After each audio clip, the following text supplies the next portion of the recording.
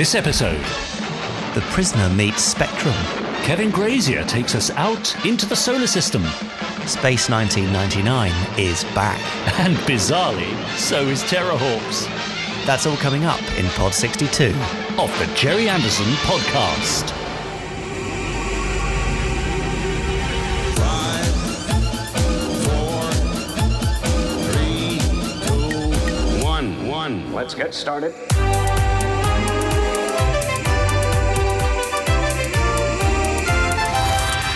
Let's go. Spectrum is green.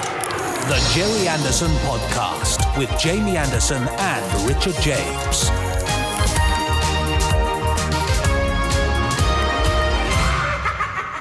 I say hello. What brought that on, Richard? I don't know, I'm feeling a bit Terry Thomas today. Are you? And a bit Leslie Phillips. Hello. Oh, ding dong. Nurse Bell, ding dong. Let's not do that. We've All got right. a bit kitsch already. This is the Gerry Anderson podcast. It is. You are Well, I'm still Richard James. Who the devil are you? continuously Jamie Anderson. Excellent. Yes, this is the Gerry Anderson podcast. We're here for the next hour and a half or so with all the usual gubbins. We've got, of course, Christel's amazing randomizer coming on a little later. We've got part 2 of Jamie's interview with Kevin Grazier, planetary scientist and rodentiophile. Which is a new word. nicely worked out, that Yeah, word. I've just learned that. Rodentiophile. Is that an actual word or made up? I think that's right, isn't it? I don't know. Yeah, no idea. I think a mouse enthusiast is a murophile. A murophile. Well, of course, and a nail enthusiast would be... You're all thinking Richard. Do I need to say it? No, I'm going to move on. I'm not even going to say it. No, exactly. We've also got some quickfire fives. We've got some listeners' emails. We'll be heading over to the Podstron Facebook group to see what they're up to. And also, of course, we've got everyone's second favourite part of the podcast, Fab Facts. Yes. And for this week, we're returning to the book. You'll be glad to hear. Great. Yes, for those of you who don't know, we do. We tend to stray from the book Fab Facts, Simon Archer's book now, because we're sort of running out. But I mean, the one thing I haven't mentioned is the Gerry Anderson news, of course, which we'll also be covering in a moment. And what a week for Gerry Anderson news. Yeah, and I feel like we're a bit late now because, of course, most of the news broke last Monday, but we'd already pre-recorded the podcast. Yes. But at least we can talk about it more in depth this week. Absolutely, yeah. It's all And we been don't have to very be exciting. secretive. Yeah. Great. Who saw that coming? Well, I did, and you did too, because I we did already too, knew. Yeah, and then But you apart can from see us other two. stuff coming. Yeah, no, I'm sure a lot of people didn't expect it. Well, other than the fact that I mistakenly sent out an email about it to thousands and thousands of people ahead of time. You did. Whoops, Never sorry mind. about that. Yeah, I'm sure And you're that's- forgiven. That's this week's not fab fact that I made a massive scheduling error on You our did. email system. Yes. Oh dear, I did. Anyway, did you receive that Podstrons? Did you get By the message mistake. early by mistake? Oh, sorry about that. Quite exciting though. We like getting early news earlier, don't we? That's quite nice, and it must have helped to sort of get the buzz going. Well, it just meant that I spent my Sunday emailing hundreds of people saying, "What? I can't get it. The product's not live. Oh no!" Yes. And that was because it was premature, and so the product wasn't set live, and I couldn't, press ahead with it because that wouldn't have been fair to Big Finish because it was supposed to be a simultaneous release anyway. Yes. What an idiot. Well- These things happen, but at least it was good news, eh? Yeah, exactly. That's right. That's true. And what have you been doing this week, Richard? What have I been doing this week? That's a really difficult question. I've been writing, of course, trying to get the next short story done for my subscribers over on the Bowman of the Yard email list. Yeah. And You spent several hours with me on Monday doing Fab Live. of Fab Live course. was fun. Yeah, that was great. I haven't done one of those for a while, so that was good. Yeah. And we had a nice curry. We did have a lovely curry, didn't we? Yeah. Hashtag Fab Curry. Absolutely delicious. So yeah, just muddling along, waiting for stuff to happen. Such is life. Yeah. Okay. all right. Good. Fine. Well, to break the monotony that is your life currently, Richard. Yes, let's have some monotony. That is. Fab Facts. Now, time for this week's Fab Facts. All right. As I mentioned, Richard, we are back to the book this week. Excellent. Here it is. Can you hear? Oh, there it is. Lovely. Looks nice. It's getting a bit well worn now, though, isn't I it? bet it is. Yeah. I really think we should look at doing a new Fab Facts book. We've got many fantastic resources around us. The Podstrons themselves. Yeah. Obviously, the marvelous Chris Dale. Yeah. You with your Space Precinct facts. Yeah. And I feel like a new edition of Fab Facts is in order. So maybe that's something we could look at. Yeah, it'd be fun. In the future. Podstrons, if you'd like a new version of Fab Facts, then why don't you tweet us with the hashtag #NewFabFacts. Wow. And we can try and gauge demand that way. Also, post about it on the Podstrons Facebook group, facebook.com/group/Podstrons. But without further ado, Richard, Yes. I'm here with my book of Fab Facts. I'm going to flick through it. You're going to shout Fab, and I'll stop there and pick out a random fact. Are you Crikey. ready? Ooh, yeah, all right. Go on then. Then here we go. Fab. We have stopped on spreader page 38 and 39 this week, Richard. Ooh, lovely. And the fan fact I'm going to choose is this one. Each episode of Captain Scarlet and the Mysterons was originally planned to include a star guest voice and puppet to match. The idea never took off, but in the pilot episode, the puppet of the world president was modelled on actor Patrick McGoohan. Oh, that's So nice. there we go. Yes. Why didn't they keep that up, do you think? Nice idea. Well, probably because it was too much of a faff to do and too much of an expense to sculpt Yeah. a new one-off puppet for each episode. But it would have been a lovely idea. Who might have been guest stars of that era, do you think? Oh, crikey, what, back in the day? Well, you might well have had people like... Yeah, you know, mid-late 60s. You might have had your Sean Connerys and your, I don't know. Oh, yeah. Can you imagine Roger that? Moore. Your Charlton Hestons, if you want to go really big. Oh, Charlton Heston would have been an amazing guest voice. That'd be great, wouldn't it? Or your Sophia Lorenz, Raquel Welch. Yeah.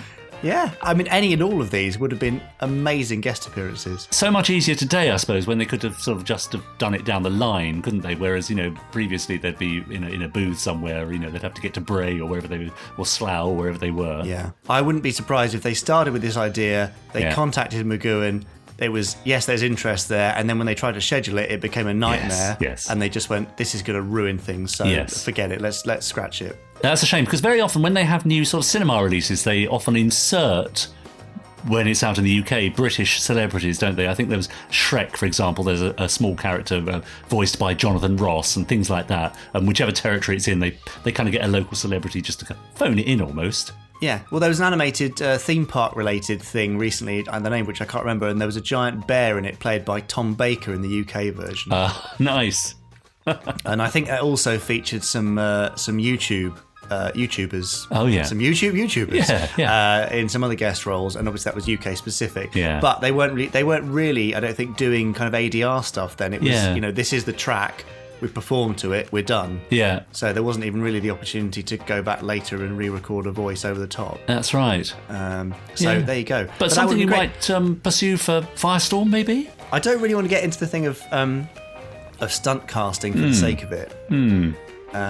It just feels very commercial and artificial and stuff. But there are equally celebrity fans who would make great voices for certain characters in their own right. Yeah, that's right. So great. Yeah. In fact, I was going to mention a name there. I'm trying to get for Firestorm, but I can't. Oh, it's so frustrating, Richard. It's one of those things. Right. Anyway, so but yeah, a great British actor. Who you slightly remind me of him actually. Oh. Anyway, I've already said too much. That be? And of course, Space Precinct, they were trying to do the same, weren't they, with our previous Fab Fact, or one of our Fab Facts, with old Terry. That's right. Terry? Or do you mean Telly? Telly, sorry. Terry Savalas. Yeah, they also tried to get in Terry Adlam and Terry Wogan, of course. But they couldn't afford Terry Adlam. No, so they had to go for Telly Savalas instead. That's right, yeah, Telly Savalas, yeah, that would have been fantastic, yeah. But again, a bit different, not so much as sort of that would have been a regular cameo feature, I think, wouldn't it, rather than sort of a bit of stunt casting for an episode. But interesting. There you go. So that was what might have happened for Captain Scarlet, but didn't. And that brings us to the end of this week's Guest Fact. Great. Very nice. We should get some guest voices, Jamie, shouldn't we? Yeah, well, I suppose we do have them anyway every week with true. the interviews and stuff. Yeah. But let's see. Who might be available, do you think? Well, Terry Adlam.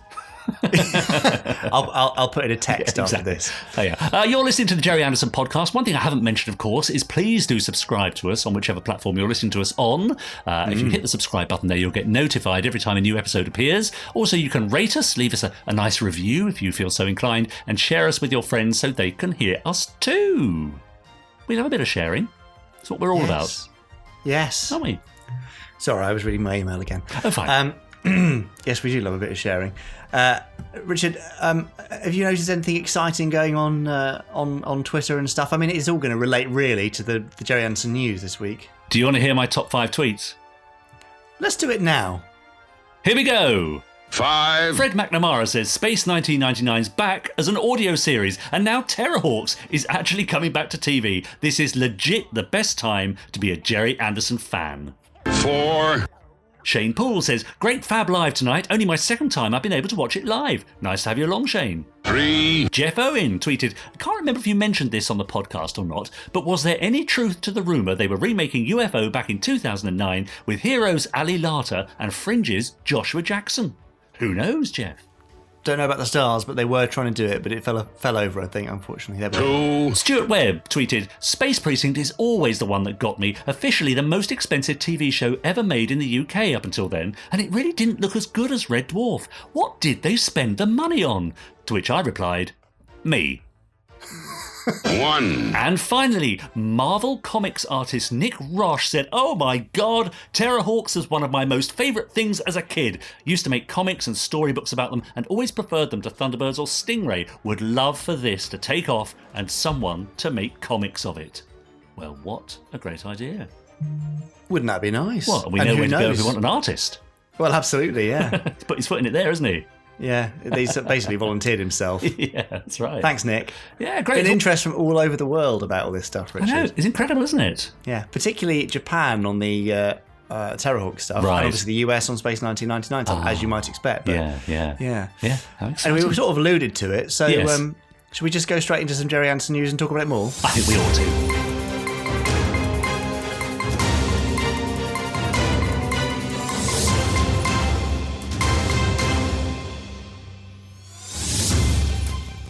What is it, Richard? It's newsy news. Good, I thought you were going to forget what you say there. No. Because you do occasionally forget your catchphrases, don't you? I do. Well, I have so many, Jamie. That's true. And none of them mean anything, really. That's the trouble. Well, there are some that mean it, and newsy news is one of them. Now, we've already mentioned it, obviously, and you already know about it, Yeah. probably. Space 1999 is back. It's for back. a brand new audio series from Big Finish Productions. We don't need to talk about it that much, so here's the trailer. From Big Finish Productions. This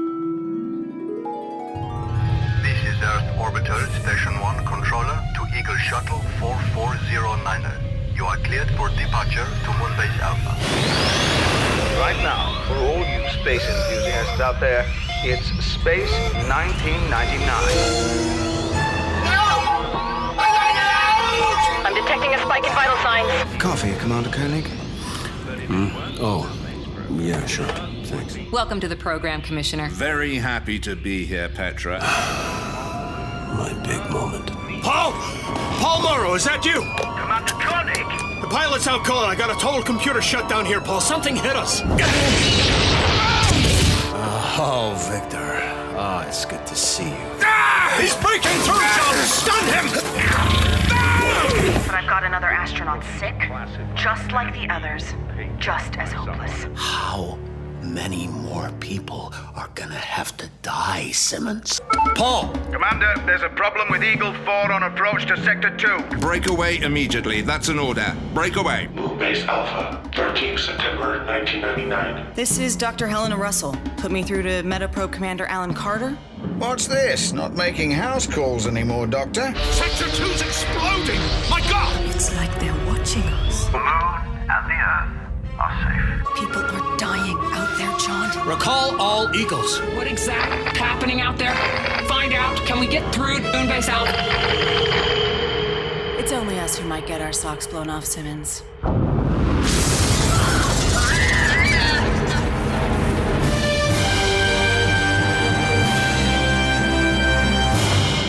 Space 1999. Breakaway. And just a little hint there at the end of Barry Gray's theme, I Yeah. think. How well, lovely. We've already mentioned that on Twitter, reimagined by Benji Clifford. Yes. But it's still got the wah wah wah guitars. Yes. Great. Yeah, it's very exciting news. The special edition don't bother going looking at that because it's sold out in 12 hours I flat. know. Amazing. Amazing stuff. Yeah. It was selling out as we were broadcasting Fab Live on Monday night. We were watching the figures drop, weren't we? Pleading people, please, if you want one, order it now because they're going. Yeah.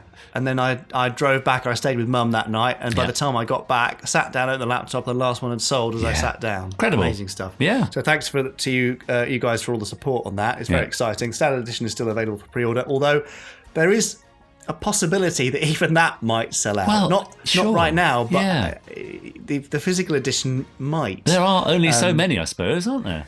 Yeah, exactly. Yeah. It's a bit crazy, but it's brilliant, and it's a great sign that we're doing the right thing here. Yeah. Nick Briggs and Co have done a fantastic job. It's great cars, great music, great sound design. Lots of you have been asking if there are original sound effects in there. Yes. Mm-hmm. A lot of the original Century 21 and AP film sound effects have been used, which is quite exciting. Yeah. And will add to the authenticity. And it's out on the 13th of September 2019. I almost said 1999 then. Yes, that's It's definitely not. So this is Brave 1999. Away, of course. The first episode spread over 2 discs. Yeah, it's nearly 2 hours long. It's Yeah. a feature-length one. And again, I've seen a couple of people say, but the original was only 45 minutes, so why is it so long? It's because it expands greatly on what happened. We get to learn more about the characters. We get to meet more characters. Yeah. We get to just experience more of it because there wasn't a lot of time to really get to know those characters in the first story. True. You felt like you got to know them after the first, 4 or 5 or maybe more. But this time you get a real sense of what every character is like. And it also gives you time to immerse yourself in the new world of Space 1999. Yes. Because, it's going to, naturally, if you're a big fan of the old show, it's going to take you a little bit of time to get used to hearing these new voices and the new cast dynamic and all that sort of stuff. Yeah. So it's a perfect way for that to happen. And I'm pretty confident that you're going to love it. Oh, you bet. And more coming next year? Yeah, box set of 4 stories for 2020. And Nick and I have been working on some kind of cool story elements that you're going to like. Yeah, great. Can't reveal any more, No. but it's quite exciting what we're doing with it. So I say we. I mean, I'm only kind of there in a very distant making a tea, story. sweeping up. Exactly. Yeah. Letting them in the morning. Yeah. That kind I'll of do thing. that. Polishing Nick's head, polishing my own head, all that sort of thing. But it's nice that they want us involved, and it was great scripted it on the first one. Anyway, we're going on too much about Space 1999 because not all people like 70s sci-fi. Some people like 80s sci-fi, like Terrorhawks. Imagine that. And what a surprise it was for everyone, except for me and maybe you and a few other people, that on Monday we also announced that a Terrorhawks reboot is in the works. Yes, tell us about this. Well, there's not a huge amount I can tell you at this stage. We've been kind of toying with it for a little while. I've been working with a great illustrator called Jake, capital J, capital A, capital K, small e. Oh, I like it. Who has done a lot of Star Wars illustrations. In fact, George Lucas was pictured wearing his hand shot first t-shirt. Oh, yeah. Jake has got a great sort of sci-fi nerd sensibility about him, and it's actually down to him that this whole thing started off and appeared in the first place. Mm-hmm. And we've just been working on it gently over some time since then, and then we started working with a fantastic company called Tiny Giants, run by Stu Gamble, and Stu has brought on an amazing team, including Mark Hoffmeyer as showrunner, and Mark has done stuff like Spider-Man and loads of Marvel bits and pieces before, so he's going to be a great guy to lead that. They all love the original, they all get it, and more news when we have it, but nothing right now. Although I will say that the stuff on Monday and the reaction got us some fairly significant interest from some fairly significant parties. Right. So that is a good sign. Yeah, exactly. But of course they're going to sit up and take notice, aren't they, if people are talking about it? Yeah. So, fantastic. What a great day it was. I mean, I think that's probably enough reimagined reboot news for now, isn't it? I would think so, yes. But, Richard, I do have a couple more bits to insert. Oh, good. So, here are those things. UFO fans. Oh, Legion. They're everywhere. Yeah. We've been getting lots and lots of requests for more stuff with the Shadow logo on it. Your wish is our command, and a new Shadow range is now available at the Gerry Anderson store, shop.gerryanderson.co.uk, including tees and hoodies and mugs and stuff. Ooh. So you can feel like a real member of Shadow. Yeah, lovely. And if you got to know Gerry Anderson shows in the 80s, you may well have seen the VHS compilations of Super Space Theatre. Chris Dale has done a vast examination and review of the Super Space Theatre series. Of course he has. Over on the Gerry Anderson website, gerryanderson.co.uk. Have a look there, read through it. It'll be extremely nostalgic for anyone who had those videos on their VHS shelf back in the 80s, like The Revenge of the Mysterons from Mars and Thunderbirds in Outer Space and Cosmic Princess and many more. Did you watch any of those, Richard? Not yet. No, I'm going to head over there and waste the rest of the afternoon on the Gerry Anderson YouTube channel. I wouldn't bother with Super Space Theatre. It's really weird, just oddly kind of squished together stories and stuff. But anyway, go and read about it on the Gerry Anderson website. And that is now the end of this week's Gerry Anderson News. That was the news. That was the news. Beautiful. Thank you very much. As always, Richard. Oh, no. Right, Jamie, are you ready for these? I've got some very special, hairy, quickfire fives for you. That's cruel. So, UFOs Ed Straker's hair. Wig or no wig? Wig. Space Precinct's Officer Orin. Bald or hairy? Oh, hairy. Thunderbird's baddie the Hood. Or, same face but with hair, the Black Phantom. Oh, the Hood's an iconic baldy. Terrorhawk's Kate Kestrel. Blue hair or pink hair? Pink hair every time, candy floss. Favourite beards, Firestorm's Colonel McAllister or Space 1999's guest star Brian Blessed as mentor? Come on. I love McAllister's beard, but we can't turn down a bit of a Blessed, can we? Bit of Brian Blessed! Exactly. Blessed it is. There you go, well done. A very hairy quickfire five. Hirsute Quickfire 5. Well, that's an impressive theme you've managed there. Yeah, isn't it? Because I'm struggling with themes. Oh, right. Okay. I mean, my theme is basically either or. That's the fine. theme. Yeah, you see. I'll go with that. It's just a bit of fun, Jamie. Don't take it so seriously. Well, I like to put a bit of effort in. Yeah, I know. By the way, I should mention, of course, I read out the tweets earlier on. You can get in touch with us on Twitter. Just hashtag us Gerry Anderson Podcast, or you can either tag him, I'm Jamie Anderson, or me, Richard N. James, and we'll see your tweets there, and we'll read them out next time. Also, of course, you can get in touch with us at podcast@gerryanderson.co.uk, and we might even read out your email too. Yeah, as long as there's no obscenities in there. Well, there are often quite a few, aren't there? There's one today, actually. I did notice. But you're reading it, aren't you? Yeah, thanks. Yeah, you can work out a way to convey that. Now, I've just noticed, Richard, we've forgotten to mention your briefing video, which you've done for us. Oh, yes. So over on the Gerry Anderson YouTube channel, youtube.com/GerryAndersonTV, we now have a weekly briefing, which gives you a rundown of all the latest news, highlights from the podcast, highlights from the YouTube channel, and other stuff. Yeah. And this week was hosted by Richard James, funnily enough. It was, that's right. It's true. And you're the one that got to break the news of Space 1999 and other things. What a week to do the briefing.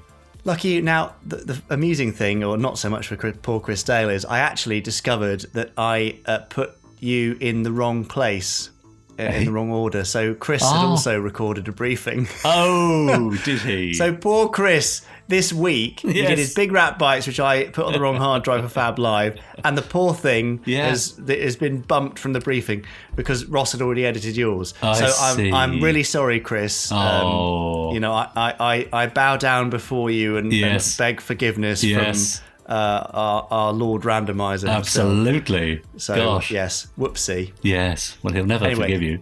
Chris will be there next week for his briefing, so hopefully he'll forgive me for next week. Great, fair enough. Yeah, but do go and check that out. And I've just seen that somebody has commented on the briefing. Hell yeah! Which I guess is in response to the news of 1999 and Terrorhawk's reboot. Could be that, stuff. or it could be my shirt. One of the two. Oh, it's hell, yeah. That's what they meant. You. What shirt were you wearing in that one, actually? Oh, actually, it's quite a bland one. No, it wasn't one of my special ones. Yeah, you went for bland over style. Yeah. Anyway, there's loads of good stuff on the YouTube channel, so you should pop over and check that out whenever you get a chance. But not until the end of this podcast, and certainly not until after we've opened the door to our Martian friends. Actually, they're not Martian, are they? They're just podcast friends. Yeah. And get a nasty chill. Oh, go on then. Oh, here they come now. This is the voice of the Podsterons. Oh, it goes right down your spine, doesn't it? It's like someone dropping an ice cube down your back. They had that effect on everyone. Yeah, they do. No, it's the voice of the Podsterons. Also known as listeners' listener emails. Yeah. So, do you want to get started with those, Richard? All right, I've got one here from Philip Brooks Law. Now, Philip says, "Hi, chaps. The merchandise from Gerry Anderson's store has been outstanding. The quality and design of the t-shirts and hats I bought are fantastic, and the news of the UFO soundtrack and the Big Finish audios of Space 1999 had me shouting, Fab! Yes! For about 30 minutes when I read about them, I was so happy. Thank you, Jamie, for the email heads up. Seeing the cast, it'll be great with Mark Bonnar as Koenig. It's inspired. With Nicholas Briggs writing It Can't Go Wrong, as he said in his interview in Pod 23, he listened to an audio recording of Breakaway so many times before seeing it again, so he would know how it should sound and feel. It's never been such a great time to be an Anderson fan, thanks to the podcast and the merchandise. Just thank you so much to everyone involved." And that's from Philip. Wow. What a lovely gushing email, Philip. Isn't it just? Aren't we feeling the love? Yeah, great, well, but it is really nice though, isn't it? Because we do all these things. Yep. You know, a lot of the time, almost all the time, for the love or enjoyment of doing it. Yeah. And one hopes that other people enjoy it too, but there's no guarantees. No, there's no of course guarantees that anybody will be as excited about stuff as you are. That's right. So it's really nice to see the response. So thank you very much, Philip. Yeah. I've got an email from your mate Dave Lawson. Dave Lawson? Oh, how lovely. Yeah. He's not coming back to stay in my house, is he?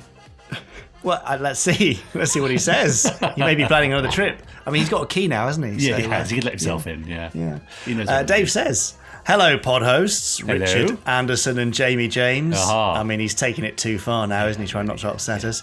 It's Dave from the land of Oz. There he is.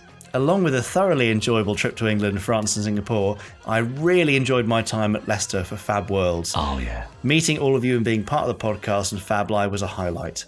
Meeting fellow podstrons and talking to and spending time with the Fab community you have created gave me a sense of home. Ah. Oh, that's nice, isn't it? Yeah. I really felt as though I could go there anytime, be welcomed. And for my first time travelling overseas, the experience was unexpectedly made easier, so the neighbourhood just became smaller.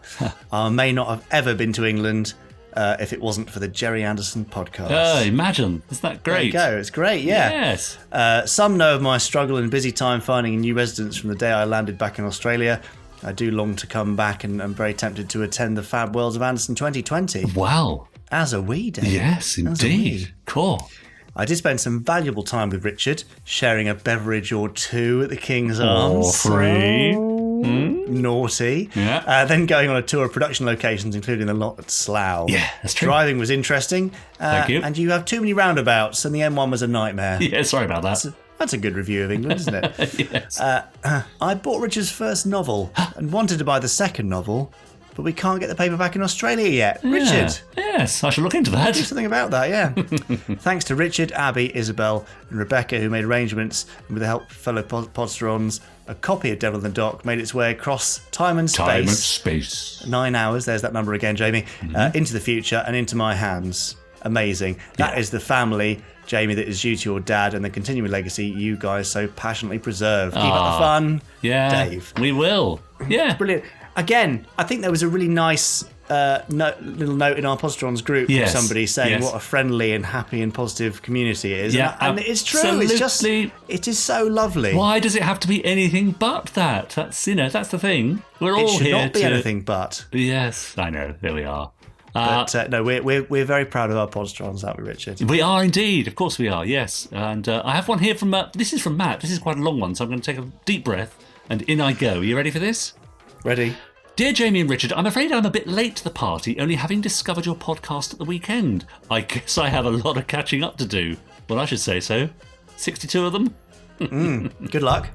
Now, he says, in your early episodes, you asked listeners to write in with their thoughts on how Gerry Anderson's work has influenced me. Well, for what it's worth, here's a brief bit about me. My earliest Anderson memory was being glued to 70s Thunderbirds reruns on Saturday mornings. I adored all the action, models and suspense, and of course, the explosions. I think that Stingray and Joe 90 were often in a similar slot, and I adored them too. These shows, along with the first Star Wars film, triggered my interest in film visual effects, and I started animating my Lego and building and filming miniatures, aged about 6, on a Clockwork standard 8mm Bolex that allowed me to overcrank the camera and give weight to the effects I was attempting. Very good. This, along with reading many technical focal press books again at a very early age, kept my passion alive. Aged around 10 or 11, I wrote a letter to the great Derek Meddings, explaining the kinds of films I'd been making. He was kind enough to invite my brother and I to Pinewood Studios, where he was in production on Supergirl. Wow. I was able to watch him at work and take a tour of the facility, and he also sketched a design for a machine to create dust explosions, which I subsequently made out of Lego. Again, more home movies and videos led to a return trip to Pinewood, where Derek was now making Spies Like Us. I was always so appreciative of his enthusiasm for what I was doing. Flashing forward, I then went to film school and after graduating started as a runner at a London VFX facility and learnt digital compositing there. This led to a role as a supervisor, which brings me to where I am now as a VFX supervisor, having been in charge of the effects on a number of movies, including recently Mary Poppins Returns. It's really the work of Gerry Anderson and the kindness of Derek Meddings that inspired me to follow my dreams. And I still love Thunderbirds, and I was watching it again with my kids last night. Thank you both so much for helping keep Gerry Anderson's work alive. All the very best, Matt. Thank you very much, Matt. Isn't that amazing? There we go. See, we mentioned this last time. Yeah. People go into planetary physics. Yeah. And people go into VFX. Yeah. And people go into all actors, lines of work. Writers, designers. I mean, it's just incredible. Inspired by that stuff. So, Matt, thank you. It's always great to hear that sort of story. Yeah. Brilliant. If you would like to have your story read out or have your question answered... Oh, yeah? Then you can email us, podcast@gerryanderson.co.uk. Fantastic. We'll do our best. We get lots and lots of emails every week, don't we, Richard? Well, you don't. I get them all now. Yes. Which is fine. Exactly, but we try and do a nice selection of different emails from different people all over the world. Yeah, and do send us your audio files as well, because we do like to hear what you have to say and play that out as well. Now, we've got very quickly time to go over to our Facebook group, or shall I leave that till after the second part of the Kevin Grazier interview, which is coming up shortly? Let's do the Facebook group now. Let's do it right now. So you can go over to facebook.com/groups/podsterons to join our Facebook group, where, for example, Tom Hodden is playing gift games, Abby's organising weekly watch parties. Tonight, as we record this on Friday, it's Doppelganger, so I shall be there to watch that. And Mark Perkins is attempting a Thunderbirds jigsaw. Anyway, Heather Ballard has posted a couple of pictures saying it's Wednesday, and on Wednesday nights, my family watches America's Got Talent. She's in the US. One of the judges this season is Simon Cowell, who I understand is famous for being overly critical and hard to impress. And two photographs she posted. On the left, she says, is a photo of him listening to Susan Boyle singing, and on the right is a photo of him as a kid in a Captain Scarlet costume. Ah, yes, that famous picture. Sweet. So, we might have a fan there. Michael Bontiff says, the only thing I don't like about the podcast, a little bit of criticism here, Jamie, is that each edition seems to fly by, and that's it for the week. I have started to listen to the podcast from episode 1 again to fill my podcast week until you release your next episode. How lovely. Thanks, Michael. And finally, Jack Knoll. I'm amazed we haven't mentioned this before. I've been working, he says on the podcast listeners group, in my Lego workshop again, and I produced something a little bit different. Gerry Anderson's Dick Spanner as created by the brilliant Terry Adlam. The face has movable eyes, eyebrows and a mouth in order to capture all the cheeky expressions of everyone's favourite private eye from a parallel universe not far from here. You can read my full article on the build process, and as a bonus treat, I've included some building instructions at the end. Just go to securityhazard.wordpress.com. And again, some lovely pictures there of his Dick Spanner Lego. Oh no, here we go. Crikey, I've forgotten about this. Oh. Yeah, afraid, Richard, it's time for your quickfire 5. Here we go. Space Precinct aliens. Yes. Tarns on Creons. We even have to ask? Creons, of course. Of course. Ill-fated Thunderbirds guest craft. The Zero X or Fireflash. Fireflash. Reboots and reimaginings. What are you more excited by? Terrorhawks or Space 1999? Now I'm excited by them both, but of course I'd have to say Space 1999. Fair enough. Gerry Anderson misfired pairings. Oh. Candy and Andy. Yeah. Or John and Julie from The Investigator. Candy and Andy after the podcast last week, I think we spoke about it. Definitely fair just enough. impression. And finally, Nicholas Parsons voiced characters. Right. Four for the Fool's Tex Tucker or Terrorhawks Nickel Plate Starsons. Nickel Plate Starsons. And you know why, of course? Why is that, Richard? Do tell. I got to meet him. You did, didn't you? Yes. That was a great day in Denise Breyer as well. That was great fun at Big Finish Studios there. It was lovely. Yeah, it was a fun day, wasn't it? Yes, because he had to come in. He only had a morning or something, didn't he? And we had to squeeze him in. So I played, I think, just about every other role, didn't I? Well, you played every role except for Zelda, I think. Yes, that's right. Yeah, it was fun. Yeah, that was lovely to reunite them. Yeah, that's right. Of course, they were. They were an item, we think it was their first time. Well, it was the first time behind the microphone together since 1959. Oh, lovely. So it was a lovely moment. Yeah, it is nice. Even if you did upset Nicholas and try and get in trouble with him. I did not upset Nicholas. Anyway, shall we move on? Nice work on your quickfire 5, Richard. Yeah, thank you. How about we hear from a planetary physicist? Oh, that's not a bad idea. Yeah, okay. It's Kevin Grazier again for the second and final part of his interview. Mm-hmm. We talk more Space 1999, including, I think, why he prefers Season 2 over Season 1. What the what? Hey, what? Yeah, I know. A bit strange, isn't it? Yeah. About science in general and all that kind of jazz, and just have a generally nice chat. All right, let's hear it then. Here's Kevin Grazier, Part 2. How did you feel about that at the time when you were watching? Was it a nasty shock, a pleasant surprise? It just was. I was sorry to see the opening theme song go, but the new one was kind of cool after we got used to it. I missed Main Mission, but again, it makes sense to move underground. So, if it's a change and it makes sense, then fine. I liked Tony Badeschi. He was a cool character. I liked Maya. So yeah, there's things to like about it. That again, sorry to see Victor Bergman go, but I think what we gained was better than what we lost in the end. I get why it was done. The perceptions were that the first season was too slow. They were tweaking it for American sensibilities, so because this is a bigger market. I mean, I understand all the arguments. It just was. I mean, it was similar enough to the original. The Eagles are still the Eagles. Alpha's still Alpha. We're still on the moon. It's still wandering through space. Close enough for my taste.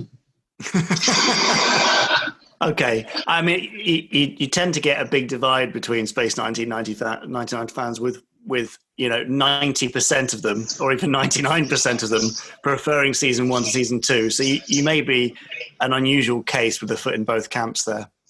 Yeah, I mean, again, it was just, I get why they made the changes. I got it even back then. They made, again, moving underground made sense. Makes sense now. It made sense then. Yeah, I mean, it took a little getting used to, but, again, some people, I think we saw that with the last Star Wars movie. People want the same, but different. But don't make it too different. Yeah, something that's very easy to do creatively, or not. So outside of Space 1999, did you experience any other Anderson shows like UFO, or any other marionette shows like Captain Scarlet or Joe 90, or is your Gerry Anderson experience really isolated to Thunderbirds and Space 1999? Didn't you forget Firewalks L5? Oh, okay, you go back that far, Kevin. I was trying not to age you, but fine. Firewall XL5. Actually, I've seen most of these things after I had seen Space 1999. It took me a long time before I even realized that the Super Nation people were, the same as the Space 1999 people. And I had friends who had seen UFO, but it took me a long time to actually see that. I hadn't seen it before Space 1999, and it's cool that I've seen timelines where they are part of the same universe where Moonbase became Moonbase Alpha. Exactly. Well, yes, UFO Series 2 became Space 1999, so there's a very natural continuation there. So have you enjoyed watching UFO? Well, yeah, and again, it was different too, as far as I think look and feel than things previously. Again, it's probably more similar to 1999 than other things, but it's been a while since I've seen it, and I've only seen I haven't seen all episodes, and I've only seen them once. Okay. So it's been, but I try to avoid talking about Fireball XL5 because when you talk about that, you think of the theme song and just try and get that out of your head. It is quite the earworm, isn't it? It is very catchy, yes. So yeah. Let's not go there. So I'll be singing that all day, and I got work to do. Okay, we'll not talk about Fireball then in that case. Okay, so Kevin, can you take me from your a brief journey from your TV watching days of Space 1999 season 1 and 2 through to first getting into working in the space sciences? it's kind of a cumulative effort. Star Trek is, I want to be on the bridge of the Enterprise, and I want to be with Kirk and Spock, and I want to explore strange new worlds. Okay, I'm never going to do that. What can I do? And then you have 1999 showing us a world that, let's for a moment ignore the whole blowing out of Earth's orbit, which was of course the entire show, but just you have an environment that, okay, this I could do, this I could be, so the cumulative effect of all these science fiction shows, I think, and I'm not alone with this, other scientists who worked at NASA will tell you the same thing. They were motivation because this is what I wanted to do. So I went to college and I took up space. Actually, my PhD is planetary dynamics, but I did have some roommates who took up space. No, but and seriously, they are influences. People will tell you that they were motivated by some of these early science fiction shows, and I like to think that today that I've worked on shows that will motivate people to work in the space program in later years. And so yeah, the cumulative effect of all these shows I watched certainly made me want to be in the space program. I mean, I wanted to be an astronaut. I'm officially blind as a bat. So that wasn't going to happen. But I did actually, when I went back to grad school getting my master's, I was a residence hall counselor with a fellow who was recently the commander of the International Space Station for 6 months. So I was in school. I was both a residence hall counselor and I worked in the rock physics lab with Drew Feustel. So I've been around astronauts, but that wasn't for me. I mean, but I did end up going, into planetary dynamics. I still do research. I spent, several years on the Cassini mission. So it's certainly true that these shows have a motivational component. In fact, I can also say actually two things. The number one, that in 2016, I was invited to an event. It was actually sponsored by the Obama administration's office, the White House Office of Science and Technology Policy. And it was held at UCLA, my alma mater, not because there's any formal affiliation, just because that's where they found office or found space. But the administration said basically, hey, we want to go to Mars. And right now, the sort of mood in the country isn't the same thing that we had as during Apollo. It's we're more risk averse. People get really upset when we lose a $125 million probe, which is actually in the big scheme of things kind of peanuts. They invited Hollywood people to create Mars content. Let's see more shows and stuff about going to Mars, to put it in the public's mindset, idea, psyche that, hey, going to Mars might be cool. So, and you know about that. So you were there. I was indeed, and it was very, very cool to be in such awesome company of creators and scientists and everyone in between, and also to hear how many people there were inspired by Space 1999. In fact, I'm sure, Kevin, when we did our kind of round the room intro thing, we had some really cool people there, like on the creative side, Gene Roddenberry's son was there, right? And Adam Nimoy, and they're all doing their intros, and I did mine and mentioned Space 1999, and there was a round of applause from the scientists in the room about Space 1999.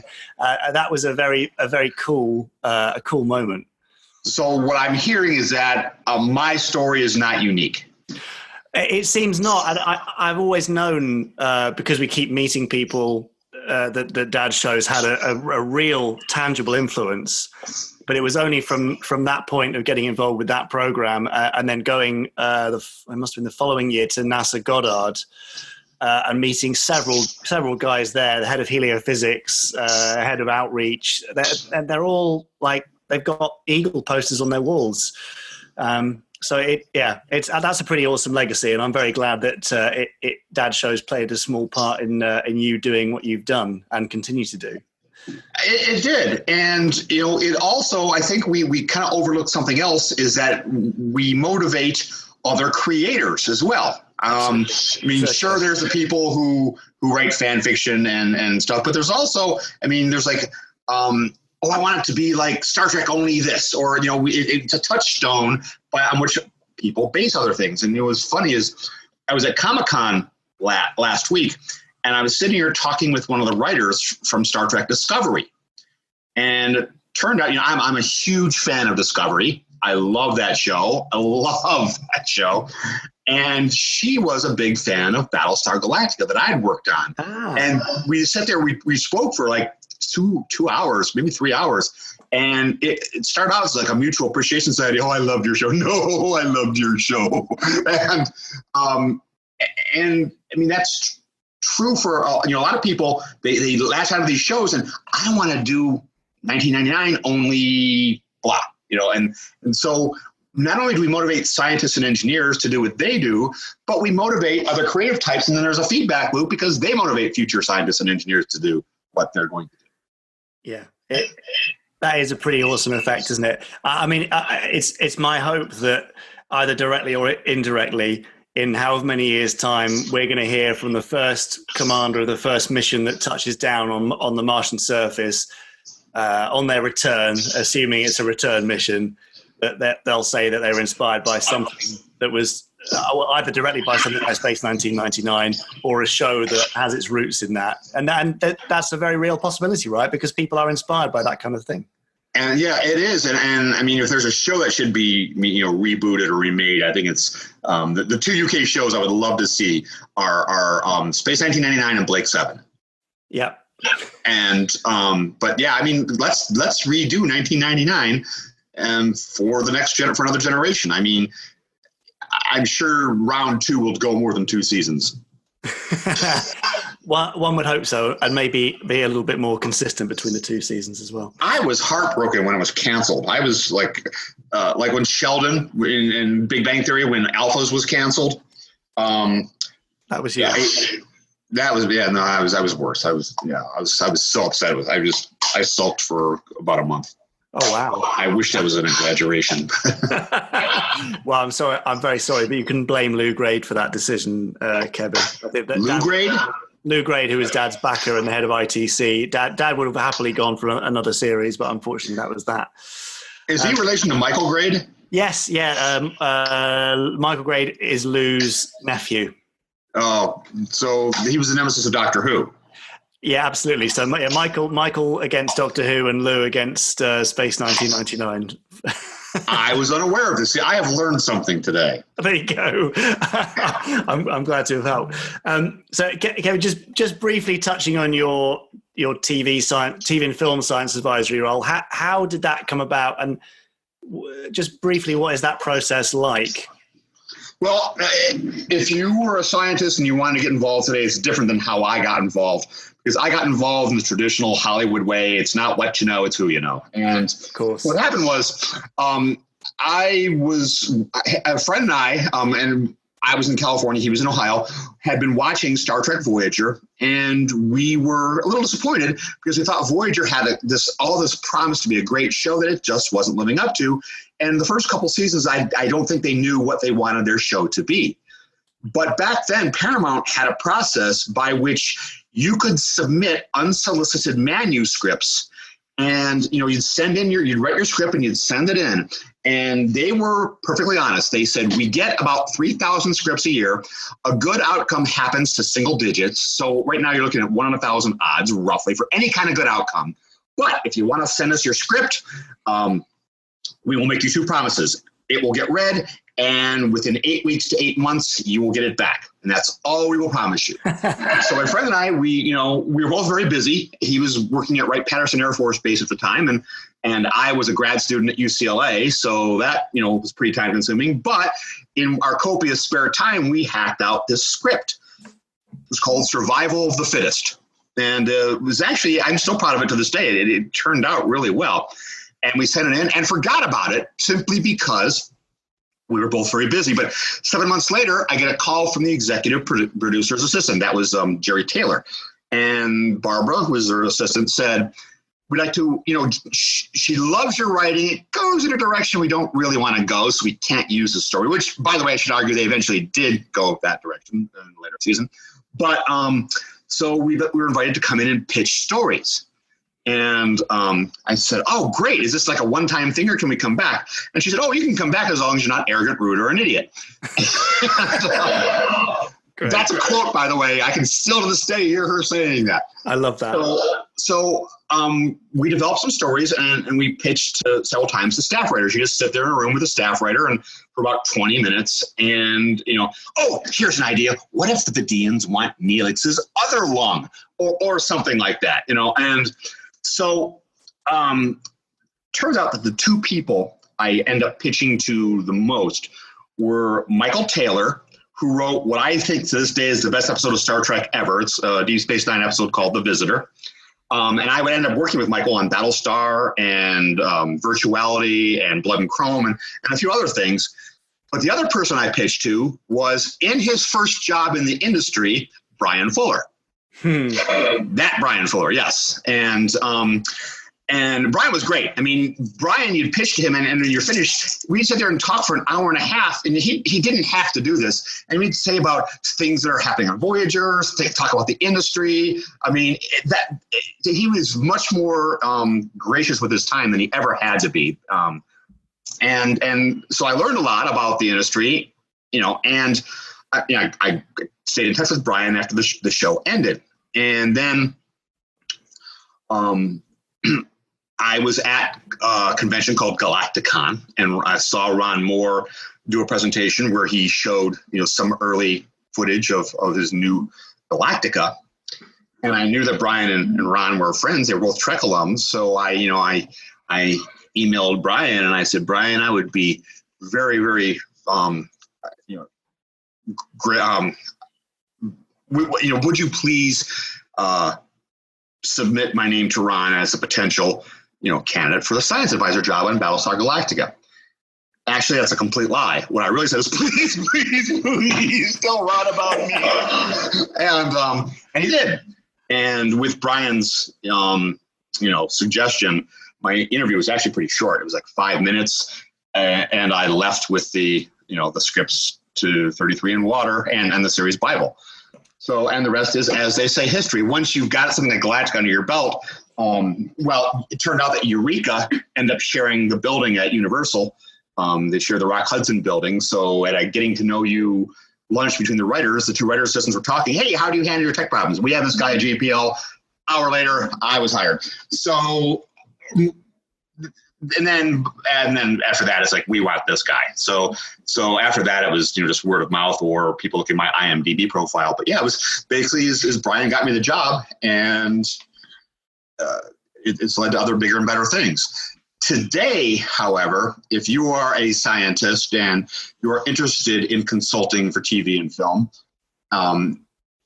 then there's an organization, a part of the National Academy of Sciences, called the Science and Entertainment Exchange. In fact, they're in the same building that we had that Office of Science and Technology Policy meeting. The exchange provides consultants to productions. All you have to do, if you are a writer or producer or director or a scientist who potentially would like to consult, dial 1-84, this is in the United States, 1-844, I kid you not, need Sci, NEEDSCI, and you will get Rick Lovard or his assistants, and they will, if you're a writer director, they'll hook you up with somebody. If you are a scientist, you'll have to go through a little interview process. One thing I can recommend, if you are of the ilk or orientation that, well, I'm going to show those dunderheads in Hollywood what's what, and I'm going to make sure they get everything right, you probably won't be working. You have to understand, you have to go into this where we get the science right as much as we can and still let the storytellers tell the story they want to tell. There are still going to be the gimmies. There's still going to be the moon blowing out of the Earth's orbit, things that would never happen, but it's an inciting incident for our story that you're going to have to accept. If you can take the victories where you get them, you'll be fine. If you have to have everything perfect right and are unflinching or in your dedication, now you probably that job probably isn't, you're probably not cut out for that job. Kevin, unless you're like a top showrunner, you've got to have a spirit of collaboration in you. Otherwise, you're not going to get anywhere. Absolutely. You do. I mean, when people complain about, the writing was bad in this episode and whatever episode of whatever it is, I don't think people realize how many people you have screaming at you. On a TV series, you have your showrunner, you're working in a writer's room, so you have all sorts of input from all your cohort in the writer's room.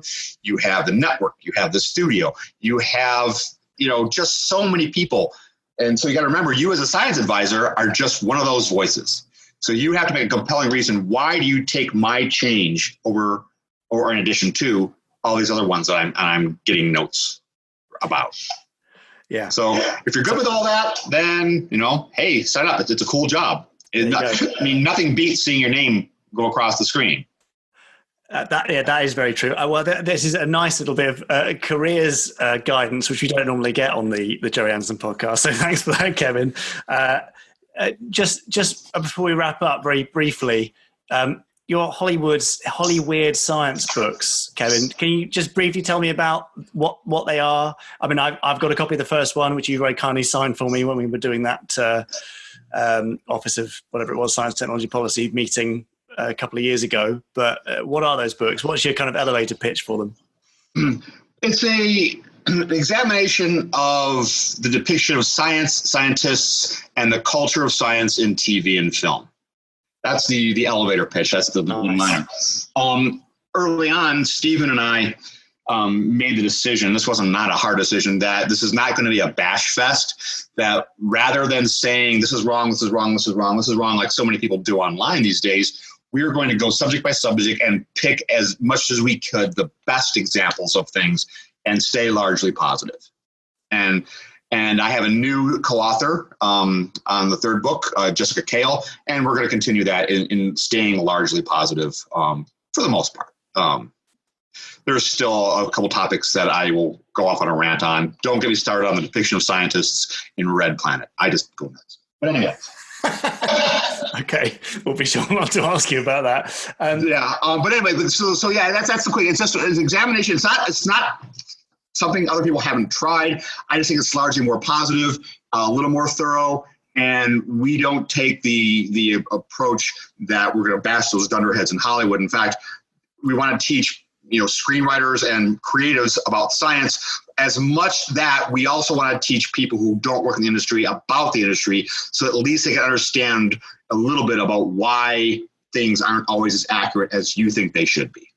Yeah, which is actually a really cool and interesting way to approach it. And yes, I can genuinely say the first book is really awesome, and also has that segment on the moon being blown out or not of Earth's orbit. So it's worth a read for any Space 1999 fans as well as sci-fi fans in general. And Kevin, when is the third book out, and how can people kind of keep an eye on what you're doing? Where can they follow you on social media? Right now, the third book is I am literally taking a break from writing it to have this wonderful chat with you. I am currently working on the third book. It got delayed a little bit because I've moved around a little bit in the past couple of years, but I am actively working on it now. Jessica has sent me chapters, or her chapters. I'm hoping to get it done by the end of the year. We already have a really cool cover art. So we're making progress, and we're making more now. So I'm again shooting for the end of the year to have it our draft in. As far as me, I'm Kevin Grazier, all lowercase, one word, on Twitter. Kind of boring on Twitter. I could be also on Facebook. I'm a little more active on Facebook if people want to friend me there. I just warn you, I'm a big fan of pet rats, and my Facebook feed is just a constant stream of rat pictures. So if you're okay with that, then feel free to connect. You've had your health care. And is there a Hollyweird Science Facebook page or anything like that? Oh, I'm sorry. Stupid me. Yes. There is a Hollyweird Science Facebook page that you can follow as well, where we post if one of us is going to be talking in the near future. Jessica and I will be at DragonCon here in 4 weeks talking about Hollyweird Science. Stephen, who was my co-author on the first two books and who I envision collaboration with in the future, he will be speaking at Worldcon coming up later in the month. So we do get to a lot of conventions during convention season, and we generally try to have Hollyweird Science panels. We just pitched one to New York Comic Con. We'll see if that flies. Awesome. So, listeners, if you can make it to any of those, go and say hi to Kevin. He's very approachable and friendly, and well, as you can hear from this interview, we'll give you plenty of interesting stuff to chat about. So, Kevin, thank you very, very much indeed. I may bother you again shortly, as soon it's going to be the 20th anniversary of the moon having left Earth's orbit. How we miss it, the 13th of September 2019. But until we next see each other or speak again about that, thank you ever so much. You've been awesome. Thank you very much for having me. I appreciate it. Dear old Kevin. Yes. Oh, he's not that old, but dear Kevin. Yeah. What a clever chap. Yeah, what a clever chap, and looks particularly dashing in a Fifth Doctor cosplay, doesn't he? Yes, he does on the cover of Pod 61 there, Richard. I mean, we didn't even get on to Doctor Who stuff in our chat, so maybe that's one for a future episode. Yeah, that's right, yeah. But thank you, Kevin. Now we're going from a scientist inspired by the world of Gerry Anderson to a man who worked on, well, two massive British cultural phenomenons. Yes. Namely, James Bond and Space Precinct. Absolutely. It's film director and television director, John Glenn. Yeah, great. We've got a fantastic two-part interview with him in the next couple of weeks coming up. And following on from John is author and screenwriter Ray Earl.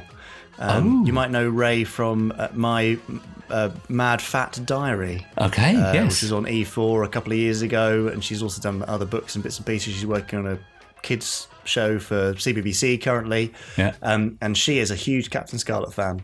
Great. So that'll take up the next 4 podcasts. Brilliant. And also, Jamie, then, of course, next week I'm going on a very brief bank weekend holiday. I'll say the word holiday again, shall I? A holiday? With none other than, not solely, but she will be amongst other people, Beth Chalmers. Oh, great. So I'm going to grab her, tie her down, and make her talk. I'm sure she'll be amenable to that. I'm sure she will. So Beth, of course, provided many voices at Big Finish, and most notably in the Terrorhawk series. Absolutely, where she took over from Annie Riddler and did Sistar and Kate Kestrel and 35, the female Zeroid. Aha! So I'll have a chat with her about that and see what she remembers. Perfect. And many more interviews to come. Exactly, that's right. Yeah, it's exciting, isn't it? People just want to talk about Gerry Anderson. I know. Apart from Ross Kemp and Chris Barry and Wendy Craig, all of whom have yet to get back to me. Oh, these people are so naughty, aren't they? Aren't they? Tut tut. Yes. Anyway, there we are. Now, don't forget, please do subscribe to the Gerry Anderson podcast, wherever you're listening to us, to make sure that you catch every episode, and rate us and review us, and share us with your friends as well. Get in touch with us on Twitter, hashtag us Gerry Anderson Podcast, and also send us an email, podcast@gerryanderson.co.uk. It's never been easier to get in touch. That's true. Yeah. And also, when you do share this podcast with your friends, you can literally tell them it is the best Gerry Anderson podcast in the world. It is the best. We could say that quite categorically. Absolutely, in a category of one. Yes. Yeah. Anyway, we would appreciate it if you'd share. I mean, we had a huge spike in listing figures this week for some reason. I don't know why. Probably because of the Space 1999 news, I guess. Or my briefing, perhaps. Oh, well, no, your briefing was out after the spike, but I'm sure that will have helped, Richard. Thank you. But yes, we just love to be able to speak to more and more Gerry Anderson fans. So keep sharing, keep listening, keep subscribing, keep rating, keep reviewing. Thank you very much. That's it, yeah. Well done. One of the reasons people listen, though, Richard, is because they like to hear the randomizer. One of the reason they listen, Jamie. That's why you put it at the end. Yeah, exactly. Now, could you just briefly, in 17 words or less, explain the randomizer for our new listeners? Chris Dale, randomizer general, watches a random episode from a Gerry Anderson series and talks about... Oh, curses! You were so close. I was so close. Anyway, that's what the randomizer is, and Chris Dale is about to do just that now. Oh, hello. Can I speak to Nick Briggs, please? Nick! Hi. Chris here. Chris Dale? From the Gerry Anderson podcast? You know, the guy at the end who... yes, the weirdo from the conventions. Yes, that's right. Anyway, I hear you fine folks at Big Finish are doing a new audio series of Space 1999. And I was just wondering... What's that? I've called you about this every day for the last 8 months. Well, yes, but I mean, look, I already have my own eagle right here. Listen. See? And I already have my own staple gun and my own... Hello? Hello? Ah, must be some some sort of interference. Oh, hello everyone. Well, how exciting! A new incarnation of my very favourite Gerry Anderson series, which promises to deliver all the action and excitement that made the original series so special. And the Randomizer is also feeling the Space 1999 love this week, as it selected an episode that offers absolutely none of those things. In fact, it's one of my least favourite episodes of the entire series. Here's New Adam, New Eve. Nick? So, welcome back to Space 1999 Season 2. I'm sure lots of people have been missing it. And I may have said before, I like Series 2 of Space 1999. I don't have a problem with it because I know that the changes that were made for the second year kind of had to be made. At least that's what the higher-ups at ITC thought. You know, they had to make these changes, otherwise there would be no more episodes. And I would rather have the second season that we got than no second season at all. Unfortunately, there are several episodes that are not good. Not good. And this is one of my least favourites. 1,095 days. Oh, but, you know, like with Torchy, it gets it out of the way. A strange presence is among us, taking control. And after that very florid log entry from Helena, something out there, which I think was... it looked like it was covering actual recorded dialogue. The characters were speaking, but we couldn't hear their mouths. Turbulence is magnetic. It might have been meant to cover some dialogue, and in the end just got more convoluted than probably what was there already anyway. There's something there. Have a planet? Oh, and people passing out. Annie Lambert from 4 to Doomsday has just collapsed. Faint, but her vital signs are down. Alan? Oh, Alan's going now as well. No, he's all right. He's okay. It's very similar to the opening of I'm all right. The Beta Cloud. Oh, Yasko. It's like thunder. Here. Thank you. That was one of your crowning moments. Oh, I love that. I would get that on a Yasko t-shirt if I could. It's like thunder here. She's so sweet. She's so vacant, but she's so sweet. Anyway, lots of sparkly images appearing on the big screen, which is actually bringing in extras who weren't even in Command Center at the time. People are coming in from outside specifically to gawp at this kaleidoscope. This pretty kaleidoscope. And some very trippy imagery actually in the second season, and I know there were elements of the first season that was a bit trippy, but some lovely kaleidoscope effects in this, and the Tabor coupled with the strange music. It's all very 70s. We now have this man in a blue robe swimming by the looks of it towards the camera. Who are you? I am your creator. Oh, here we go. Yep, it's that story. It's the all-powerful being turns up, claiming to be God. Anyone seen that story anywhere else before? I know I have. I'm sorry, I can't do any better. Oh, no, Yasko, all your best lines are coming out so far in this episode. If that was a line that was... If we needed a Yasko line that just sums her up, there it was. Oh, for a moment I had hope. Magus, spoiler alert, that's this guy's name, just materialised with the same spinning silver effect that the dragon did in Dragon's Domain, and he was standing in the doorway. Just for a second I thought we might get something good here. Unfortunately, we do not. We have this guy. I do assure you that I am what you would call the genuine article. And here we have, I think, the first flaw of this episode, and it is quite a serious one. The guy playing this would-be God, the actor's name is Guy Rolfe, and he's over a meal. He's not quite got it. He's not quite got that sort of That went out with Nero. Commanding but benevolent presence that the role really requires. It's a little old-fashioned. And I just wonder if this episode had appeared in the first season, and I still don't think it would have worked. But I wonder who they would have cast in the role then.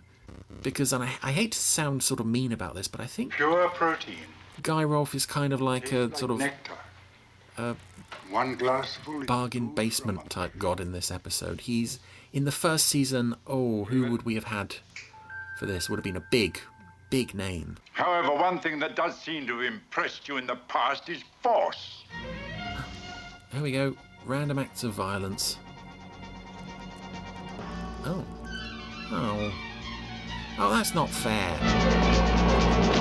Oh, there we go. I was going to say that wasn't fair because he waved his hand, an eagle on a launch pad just turned purple and then was a pile of rubble. I thought we weren't going to get an explosion, but then we did. Whoever you are, you have a great deal of power. Now, what do you want with us? Just keep blowing up eagles. That's going to be more entertaining than anything else you do. You've been a great disappointment to me. All those wars, your willful squandering of the natural resources of the planet I gave you, your pollution of it.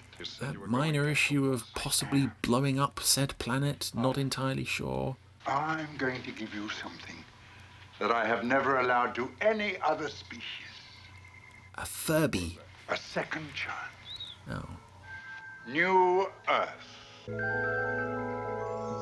The finest indoor studio your set designers can come up with. Behold!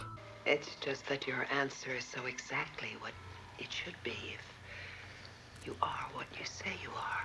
Well, somebody's ideal for humankind. Signed up to the cult already. You're very quick to jump the gun there. Helena's almost all but jumping up and down. She's really keen to go. The planet could support us.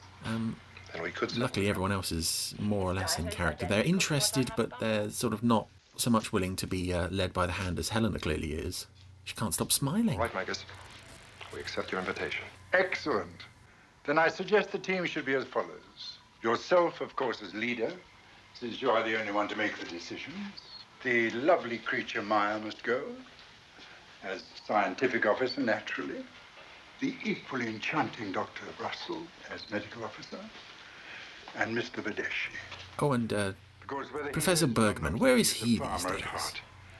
Like generations. I would have liked to have actually seen I'm commander of this base. Professor Bergman dealing with Magus. Again, I just think, oh, what could this episode have been in the first year? And instead in the second, not to get too far ahead of ourselves, we're just sort of... that or none. This is a huge disappointment. Yasko, preparing for liftoff. Yeah, Yasko, acknowledge. Yeah, Yasko? Clear to liftoff, Eagle 4. Oh, finally, okay. Took a moment, but she was there. She was there, on the ball as ever. Oh, and the eagle has just faded away. Instantly materialised on the new planet. New Earth, of course. Yasko. Yasko. Of course, this doesn't necessarily mean that Magus is blocking communication to Alpha. It could just simply be that Yasko is... I don't know, she's fallen asleep or she's been distracted by a butterfly or something. Commander Koenig, do you read me? Do you read me? Commander Koenig, come in, Commander Koenig. I'm staring at Nick Tate's... Oh, I nearly said I'm staring at Nick Tate's chest there, as I'm sure many fans of the show have done over the years. I was actually staring at his ID badge. He's got his photo on there, but the haircut doesn't look anything like his normal haircut. It's very short, but also quite sideburny. Wow. Wonder when that was taken. Never really noticed that before. It is the Garden of Eden Mark II. You will be very happy here. Well, I'd like to make a feasibility No, it seems like everybody's fallen for this thing now except Koenig. Tony and Myra have joined Helena in the Smiling Like an Idiot club. Coming down. You are my new Adams, my new Eves. Ah, so it was just New Earth for the four of them, not for everyone else on Alpha. For you, this is the first day of creation. So Magus has chosen these four to populate his new Earth, to be his new Adams and new Eves. Moonbase Alpha. I'm just thinking, why these four, aside from the fact that they're the main characters? Come in, Commander Koenig. I mean, without getting too sort of They'll be down on that planet. Personal about it. One thing's for sure. We're certainly not going to find them by sitting on our butts here. If you want, like, the best breeding stock from the Alphans, if you want like the sort of the genes that are really worth preserving and including in your new world, why the hell isn't Alan here? Pair bonding? Why, I mean, come on. He's so man. He's so man. Why would you leave him behind and pick Tony? I mean, no offense to Tony, but come on, Alan is like proper rugged, all action Aussie bloke. It's very bad manners, and besides that, it's very bad psychology. Very bad It's also bad manners. biology. Forcing us to pair off with people against our will. It's very bad manners. It's just not done. We make our own choices. Much less often than you think. As for you, my dear, your natural aristocracy allied to Mr. Vadeshi here. Mr. Vadeshi with the qualities of well, he's got a nice haircut. You couldn't just say children. And this is something that occurred a few times in this earlier half, first half of the second season. People became, the Alphans' adversaries became really interested in relationships. One moment of humanity, Brian the Brain. People are sort of putting the lead characters through like these love test things. And it's just so pointless. We know what these characters feel for each other. We know that because of the episodic nature of the show, they're never going to be able to advance their relationship properly. And it just makes the villains look kind of just sort of like slightly perverted, slightly deviant-ish, that they're just like, come on, let's watch you guys making out. Come on, that's what I want to see. It would be good to have a moon. We've never had one before. I suppose in this episode it does make sense more than it does in the others, but even so, it's kind of an old running theme through the first half of the season. Oh, by the way, you'll find its light has all the magical romantic qualities associated with it on old Earth. Bye again. Just dropped in to say that, now I'm off again. Lovely model work in this episode, though. I'm not a huge fan of the forest set. I think they did it much better in the Immunity Syndrome, but this model forest and the way it just cut from daytime to night there with the stars suddenly coming up, it's beautiful. It's disappeared. We couldn't really expect him to miss that trick, could we? That's it. No, it's still there somewhere, only he's exerting some power to disperse its particles, like powder dissolving in a liquid. How can you tell that just by looking? I know you're a genius, but even you have got to have your limits. It's been 24 hours, Jesko. I'm going after them. Clear to lift off, Eagle One. And again, this is another sort of stock sci-fi thing where if we have some main characters stranded on a planet, we have to keep cutting back to, in this case, Alpha, but in Star Trek it would be the Enterprise, to see characters failing in attempts to reach their colleagues or failing in attempts to find them. And I suppose there's only so many ways you can write scenes like that, but it's always so disappointing to cut back and know exactly what you're going to see before even the character starts speaking. Try Helena. So now Magus has induced some kind of static charge in our four leads, which means that John and Helena can't touch each other, Maya and Tony can't touch each other, but John and Maya, they're all right to touch, and Helena and Tony are all right to touch. Magnetic field cocoons. Positive, negative. Pairing them off in exactly the way Magus wants. Lovely image of the moon just rising up over the mountains. I mean, you can almost sort of feel that Magus is kind of pushing it up there to push the romantic atmosphere here. Yeah, I remember when I first saw this episode. It was on BBC Two in 1998, maybe even 9-ish. And I was on board with the changes for the second season at first. A little matchmaker in the sky. But then you hit this run from like One Moment of Humanity through to... I suppose the next really good one is the AB Chrysalis with Journey to Where is in there as well. But you had this run of half a dozen fairly rubbishy episodes, and it was just so disappointing. Oh, God, and now the characters are staring at each other in soft focus. I said yes. While the lovey-dovey music is playing, but even in high definition, it's so blurry as to be almost unwatchable. The fire.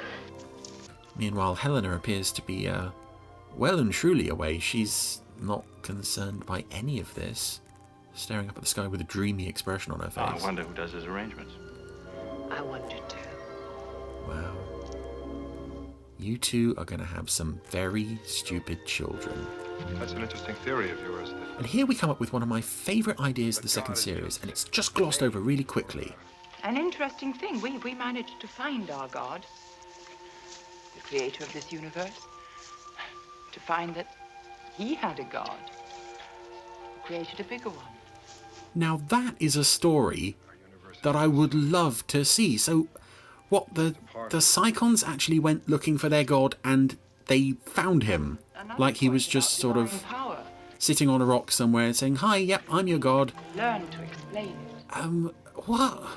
It's such an offhand comment that's just thrown away, and I've always felt there was so much story potential in that one line, and it would do so much to, I don't know, to flesh out Maya's backstory a bit more, to give a bit more detail to the Psychon culture, especially one that we meet very few Psychons. We meet Maya, obviously, her father mentor, and Dorzak, and they all seem very science focused. It seems a very scientific culture, Psychon, and as divine. For a culture like that to have a god, but also to find him, that would just be, we are, earth-shattering. But instead we have this, and the smeary vision soft focus is back. I mean, I can barely make out what's happening. I mean, I'm watching in high definition, but this almost looks fuzzy enough to be VHS. It's terrible. Anyway, Koenig and Can't fight City Hall forever.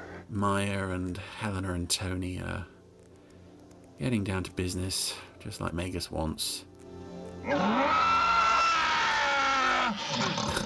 Oh, I was going to say that myself, but thank you, episode, for filling in my feelings on the matter.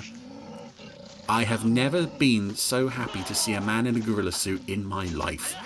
Oh, yeah, we have a gorilla suit alien with a papier-mâché green face beating up. I think I've described him as the Michelin Man's hobo cousin before, which is a description I stand by. Oh, and they shot the poor old gorilla costume guy. He's now hiding in the bushes, and at least it broke up the kiss fest. Gonna have much more of that. Oh no, he's got Helena! Oh no! Ah, that's it. Maya in another rubber monster costume to the rescue.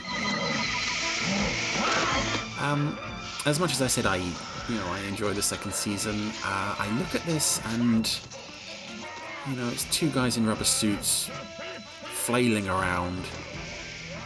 We've fallen a very long way from the Black Sun. And you know that so many talented people put so much hard work and time and energy and money into this. And it looks so dreadful.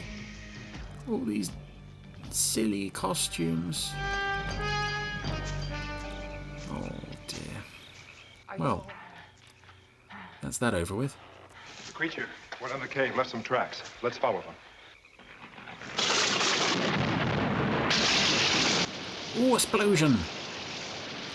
I like me some explosions in there. You were forbidden! Why do you disobey? Go back! Now have a great big Magus face in the sky firing purple lasers out of his eyes. Go back! And I know it's meant to seem imposing and commanding, but it feels very Star Trek V, the same way that film tried and failed to realise God, or a version of God, in a very cheap way. This episode is starting to feel very similar. What is it that makes the human species so perverse? This from the man who is forcing people to get together against their will. I forbade you to leave the glade because I knew the dangers that lay outside it. Herds of men in gorilla suits wander the caves at night. In whole history, your species has been notable for two things. Asking interminable questions and injuring itself. And ruthless efficiency are 3 weapons. Come in again. Free will is also the right to walk out of this glade without you acting like something out of the book of Job. Is the right to try. Oh. Okay, throw down, right? Come on, Magus, let's have you. Oh, he's going to do it as well. Koenig is walking up the rocks, and a stuntman nearby flips over backwards. Right. Helena, you all right? You're a big, big physicist. What? A big, big physicist? Did I hear that right? We already know there are other beings on this planet. Oh my god, the dialogue. The dialogue. The plot. The characters. The guest star. Aside from that, we're doing okay though. Can he really not see Maya standing behind him, scanning him? Or does he just not care? Like last night. How did he know about that? ESP? No, I don't think so. No, that was the other show that did a story about ESP. Power source inside him. An organic source? No. It's an implant. Fantastically potent, and I don't know how it works, but it's mechanical.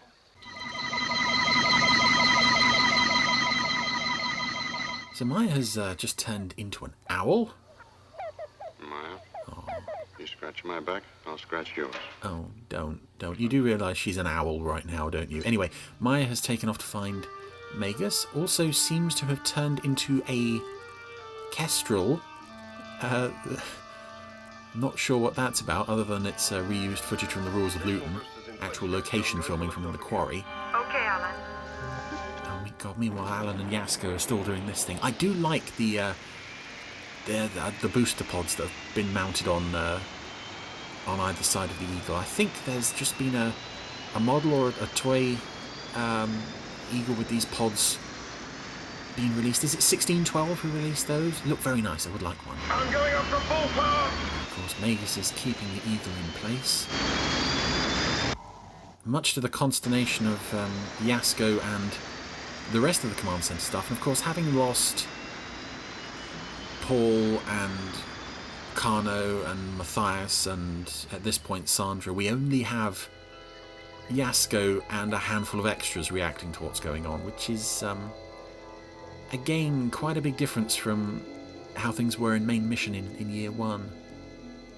It's such a shame to think that all those characters and that set, when this was filmed, it was only a year or so since they were all in use.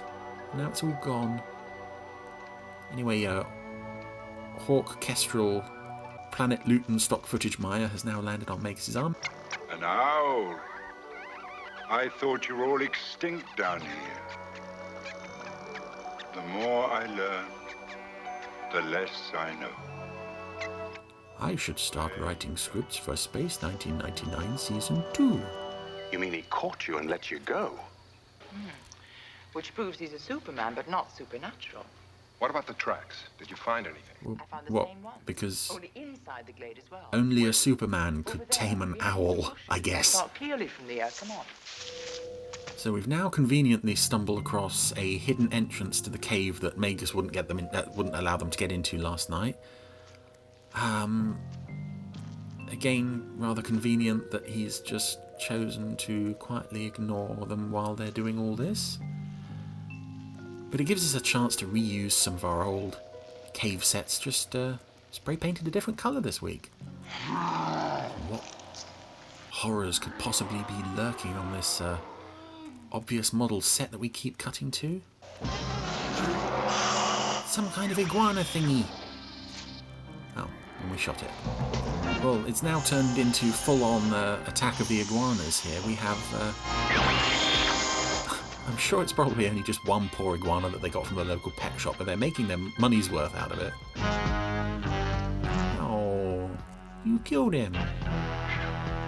You killed the iguanas. Stay here.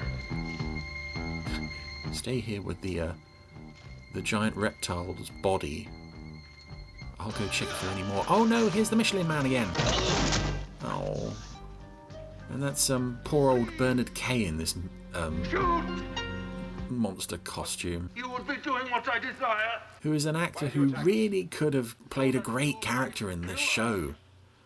But unfortunately, he's just wasted under all this latex and foam and... Magus is the last of the line of cosmic magicians. But he's trying his hardest. As he always tried his hardest with all the roles he played, I think. The results of his manic probing into our earliest fertilized cells. So now we know what Magus's naughty plan ultimately might lead to. You won't even let us die. Down here is the So it's taken a very dark turn suddenly, but I've got to say, I'm still not interested. There are a way through the caves that will lead us out of the glade. And of course the implication is that there are more mutants like poor old Bernard Kay. But we never see any more after this. Deceitful pygmies! Oh, and after all that, it was all for nothing anyway, because Magus was waiting for them at the other end. So, having escaped from the glade, we're now in another glade. We may as well have just stayed where we were. An immature and irresponsible reaction. Oh. Although it's worth it to see Maya reading Magus the Riot Act. This is good. I like it when Catherine Schell gets to play this righteous indignation. She's very good in this show. I was Simon Magus, who offered to buy the Nazarene's powers from his apostles. I was Merlin. I was not. Oh, of course you are. Everybody is always Merlin in these things. Oh, yeah, always. When the right time comes. How did you get to Earth with the kind of powers that I and come away and come back again several times? Help you to do that? Again, there's the beginnings of an idea there, but it never really amounts to anything. Of this destroy your companions. Man who was perhaps influencing human development. But, you know, it's potentially a decent idea. It's just kind of glossed over. Your life support. In favour of blowing up more random Alphan buildings. Repair crew to Section 8. Repair crew to Section 8. Yeah, do we have to? Section 8 is kind of exploding right now. Can we wait till it's done? We'll discuss it tomorrow. Oh, good. Another wait until the plot can resume again tomorrow. I feel like I'm stuck in some kind of time loop with this episode. It's now night time again. And everyone's just sitting around talking while Magus is off having another nap. Do something, please. I think I've got it. Oh, good. He needs light. His power comes from light. So he's a solar-powered would-be god, then. The sun is still shining. Well, we saw him last night when we crossed the boundary. No, we didn't. So how, then, does he cross deep space? Implant I detected in him. If he doesn't have a spaceship, and he's afraid of the dark. Imagine light traveling at Oh. 186 miles per second. Well, for you, I'll try anything. You find a way Oh, shut up. Which means to block out the light. How are we going to do that? By being primitive. It's the last thing he'll expect from us. You could just throw a jacket over his head. Is the one time your random assortment of bright-coloured jackets might actually be useful? Oh no, we're going to dig a big hole. With what? I don't know, because we only have our bare hands. We'll be here in a minute. I've got to make sure it works. And we're going to cover it with sticks and leaves and things. Gotta say, it looks pretty much like a trap that has zero chance of anybody with a brain falling into. But, well, this is Space 1999 Series 2, remember? And if they thought it was a good idea, then chances are there's every chance that... The total blackout. Oh, come on, really? So you guys are pinning all your hopes on basically a schoolboy prank at this point. You will cooperate with me in my great work. Well, if it ends the episode, I'm all for it, providing it works. How dare you? Well, he's fallen into the pit, or rather his stunt double has. Oh, you can see the inside of the pit is lined with this sort of foam mattress. Calling to Alpha! Calling to Alpha! Coming up! Why can't Magus just teleport himself out of the pit? Coming, Alpha! Does he need to have like a constant... Holding this planet together against the pull of our moon.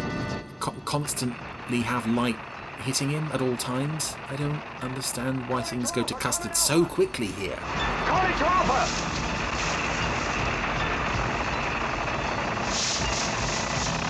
Anyway, they are. Lots of model shots of earthquakes and explosions. It's all very nice. Oh, the eagle's back. Oh no. Poor old Bernard K is not having a very good time in this episode. You get aboard the Eagle! I'll meet you there! Kenny's going to try and save him. We'll take you all back with us! No! Thank you, no! This is the best thing for us! All of you! You go! I'm fairly sure all my friends aren't interested in survival. I mean, I could ask them, but no, I'm not going to do that. I'll just die. That's fine. Don't worry about me. I mean, I know Koenig and Co. would have taken the mutants back, but they could have been dealing with quite a crowded trip home. They didn't know how many of them were there. And that also includes the guy in the gorilla suit, presumably. I don't know if he would have been a very cooperative passenger. Yeah, I would have liked to have maybe seen a bit more of the mutants. I mean, he said that they were male and female. Unless... Well, I don't know. I say that we saw 2 male mutants, but I could be wrong. Maybe the guy in the gorilla suit was a lady. Who knows? Anyway, planet has now exploded. One streak of light as the Earth broke up around him, and Magus has still got away with it. That's a real long shot, isn't it? Would you like to bet against it? Nope. Is that it? Is that the note you're ending the episode on? Oh god, seriously? That's it, okay. Did you guys just accidentally commit genocide? I think you might have done. Anyway, that was New Adam, New Eve. Oh, I always dread coming to this one on rewatches, and it didn't disappoint me this time round. Still one of my least favourite Space 1999 episodes of the second season or any season, so I am so glad that one is out of the way. Oh, poor Chris. But Chris, for someone who hates it so much, you did do a very full review of that episode, to be fair. Absolutely, yeah. So it's interesting. The more he hates something, though, the more I want to go and watch it and find out why. I don't know that episode, but I'm going to try and find that and have a watch. Because you're a terribly cruel person. Now, I did read that in the original script, there were supposed to be some big old monsters, a giant clam, a huge scorpion, and various other things. Right. And in the end, Brian Johnson and co. just couldn't manage to sort out the monsters, so they ended up with lizards. Okay. I think. Yeah. Maybe monitor lizards or something similar. I can't see. remember. But yeah, there you go. Well, that's interesting. But yeah, season 2. Well, Kevin Grazier will be happy, but most people probably won't be. Yes, I mean the new audio series, might that be straying into sort of season 2 territory at any point? Are there any stories there that might be worth a second look or not? I don't know. I don't think they will ever get to. Well, I mean, I don't know, but my feeling is that they won't ever get to a point where they'll say, right, well, let's go into a season 2 mode now. Yeah, sure. But you may maybe see some elements from season 2 blended in quite neatly. Yeah. I don't think there will be any sudden departures or arrivals. Yeah, great. Or a change in theme. But who knows? Yes, exactly. That's right. Let's see what Big Finish come up with. Indeed. Anyway, Richard, we've naturally reached the conclusion of this podcast. Oh, thank goodness. 62. Great. I know you've got a very busy day ahead. Yeah, of course. So please do make sure you subscribe and rate and review and all that sort of stuff. And now it's over. Yeah. Just go and share it. Yeah. You just share a link. Yeah. Email a friend. Text somebody. Yeah. If you're sat on a bus or a tube right now, lean across. Look over. Exactly. Nudge him. Say, oh look. Just say, have you heard the Gerry Anderson podcast? Yeah.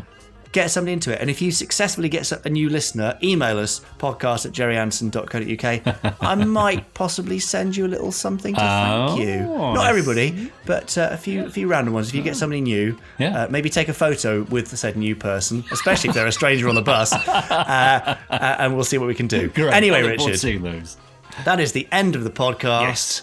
We need to go and do things. Yes. So should we say goodbye? Yes. Goodbye. Bye.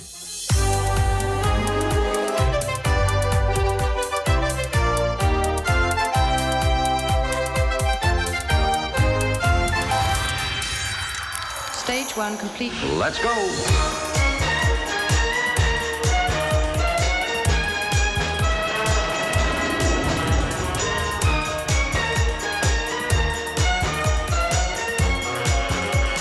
Spectrum is green.